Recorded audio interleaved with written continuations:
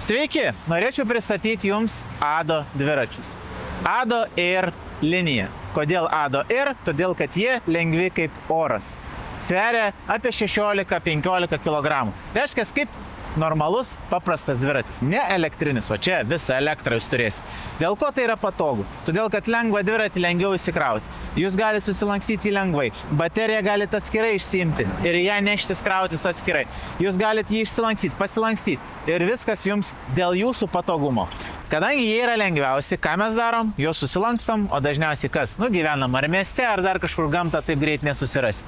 Susilankstom, lengvai pasikeliam, nes jis sveria tik tais apie 16 kg. Tai praktiškai lengvai beveik kaip dviratis. Taip.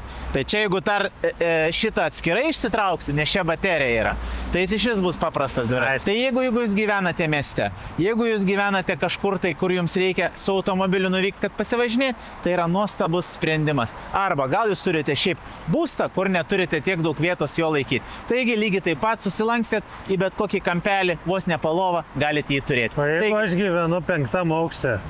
Jeigu jūs gyvenat 5. aukšte, jums tada reikėtų ne dviračio, o lifto.